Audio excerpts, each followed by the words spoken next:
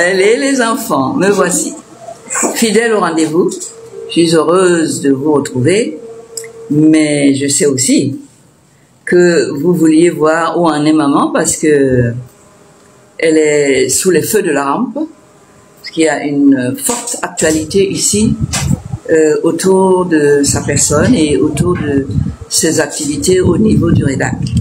Alors je suis très contente de vous en parler, au cas où vous auriez appris ça par les médias et au cas où cela vous aurait donné des émotions. Je vais vous expliquer à peu près de quoi il retourne et vous rassurer surtout. Alors, Maître Alice, les gens veulent savoir si votre maison ne sera pas également scellée.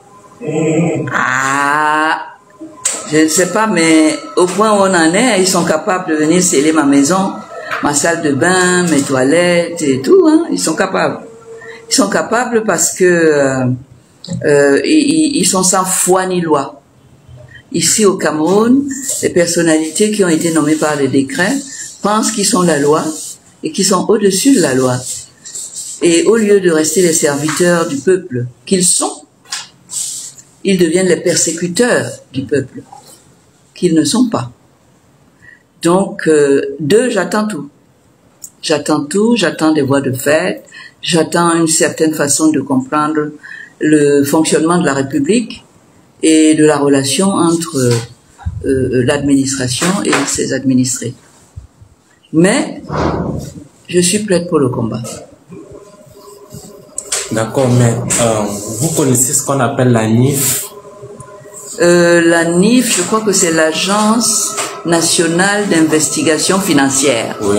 C'est une institution et qui est surtout là pour nous dire combien d'argent les fonctionnaires, ceux qui gèrent les biens publics, ont détourné et de les traduire ou faire traduire devant les tribunaux pour détournement de deniers publics. Cette ANIF-là, c'est ce que nous, les propriétaires de ces fonds, puisqu'ils sont publics, c'est-à-dire les nôtres, c'est ce que nous attendons de l'ANIF. Et l'ANIF nous répond fréquemment qu'ils peuvent faire des investigations pour savoir qui a volé, mais ils n'ont pas le pouvoir de poursuivre les gens. Donc c'est cette ANIF-là qui a dû trouver qu'il y a des détournements dans les ministères de l'administration territoriale et d'autres ministères, que l'on vient aujourd'hui nous opposer à nous qui ne sommes pas dans l'administration. ANIF n'est jamais venu faire des contrôles chez nous, jamais, parce que nous n'avons pas le droit d'abord. Nous ne manipulons pas les deniers publics. Nous ne manipulons pas ça. Donc l'ANIF, c'est pour les fonctionnaires véreux. Et Dieu seul sait qu'il y en a, et qui détournent les deniers publics, massivement. Donc, il faudrait que on arrête de crier aux voleurs quand on est soi-même un voleur patenté. Voilà. Ok. Vu que l'ANIF ne peut pas agir directement, qui se saisit des rapports de l'ANIF pour poursuivre les gens en justice? Ben, ils envoient tout à la présidence, ils envoient, puisque c'est le président seul qui peut dire quel fonctionnaire on poursuit. Parce que le président lui-même a ses protégés, puisque ce sont ses protégés qu'il nomme au poste où il y a l'argent de l'État. Donc, quand il y a des détourneurs, ces détourneurs de deniers publics se retrouvent aussi beaucoup dans les rangs des gens qui l'aiment bien et qui lui sont proches. Moi, je ne peux pas accéder aux biens publics. Je ne risque jamais d'être poursuivi pour détournement de deniers publics. Je ne vois pas où passe l'argent public. Je ne le manipule pas. Parce que c'est quoi un détournement? Un détournement, c'est quelqu'un qui a eu l'argent de l'État pour faire une chose bien précise ou pour le garder et qui, au lieu de faire cette chose précise, l'a utilisé à d'autres fins. C'est ça qu'on appelle le détournement de deniers publics. Vous voyez que ça ne peut jamais s'appliquer à des gens comme moi qui ne détiennent jamais le denier public et donc ne peuvent pas détourner ce qu'ils n'ont jamais détenu. Voilà. D'accord, bon. La question vous a été posée parce que M. Atangadi, hier, au sortir de sa conférence, a déclaré ceci. 5 associations sur la base du rapport de l'ANIF ont reçu 16 millions en un temps record. Alors que l'ensemble des actions, quand vous regardez ce que nous constatons, les investigations, c'est moins de 400 millions de francs. Avec ce type de manœuvre financière, les gens ne vont pas m'aimer. Est-ce que je suis une femme pour me faire aimer? Il estime que c'est sur la base des rapports de l'ANIF qu'il a ordonné la fermeture du REDAC et de 5 autres associations. Ben, sur la base des rapports de l'ANIF, d'abord, l'ANIF, moi je connais pas, je vous dis que je ne relève pas de l'ANIF.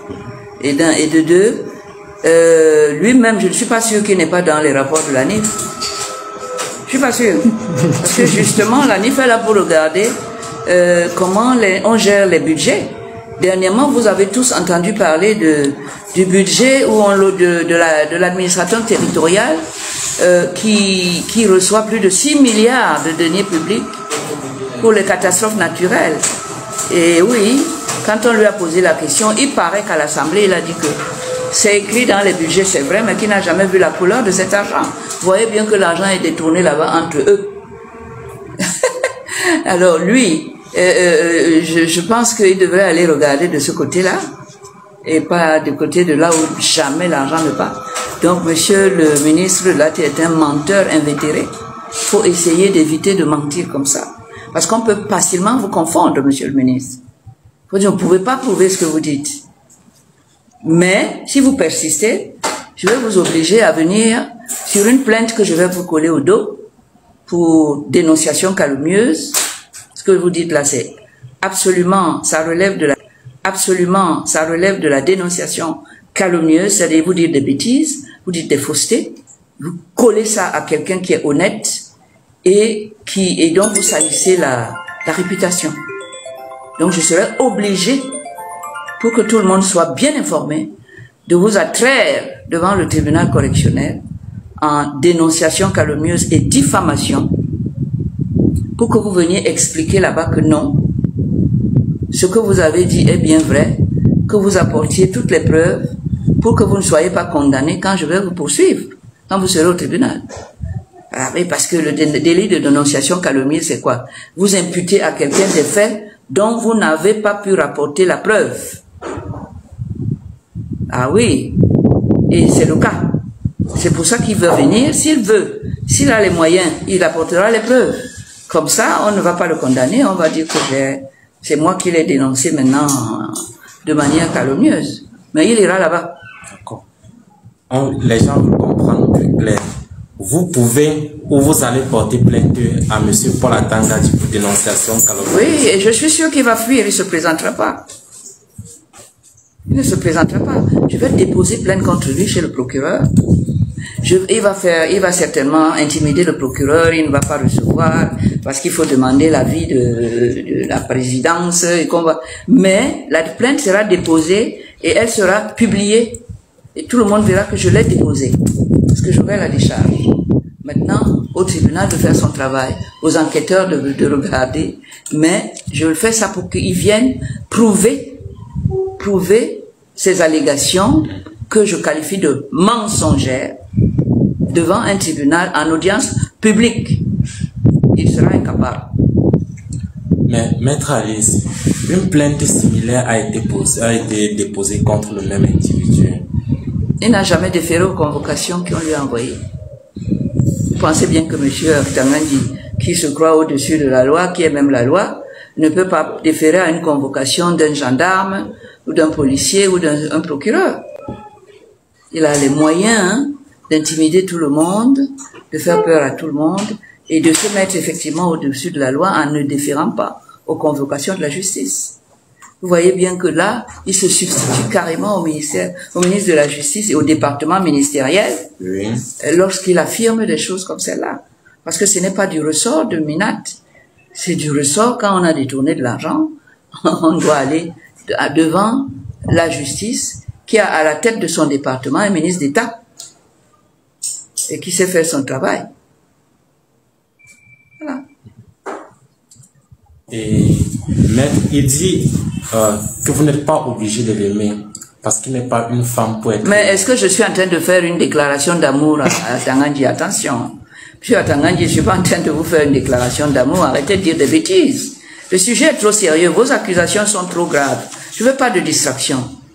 On n'est pas obligé de m'aimer. Je ne suis pas une femme. C'est-à-dire que sa femme ne l'aime pas. Il a épousé une femme qui ne l'aime pas. Peut-être et qui n'a jamais eu l'occasion de lui dire je t'aime mon mari. Eh ben je le plains alors. Je crois qu'il est en manque d'amour là, effectivement. Je comprends ses errements. Il dit également dans sa note que toutefois ces mesures visent à garantir la sécurité nationale. Est-ce que l'administration territoriale est désormais le ministère chargé de la défense et de la sécurité des Camerounais? Il paraît que monsieur le ministre a aussi comme titre secrétaire national chargé de la sécurité du pays. Je crois que c'est à ce titre qu'il parle. Il paraît qu'il a cette casquette-là. Mais ce n'est pas Madame Maximilienne Gombert, Alice Nkom ou alors le président du REDAC qui s'appelle professeur Remingoy Lungu, qui est président de la Commission africaine des droits de l'homme, président du conseil d'administration du REDAC. Ce n'est quand même pas lui qui va mettre la sécurité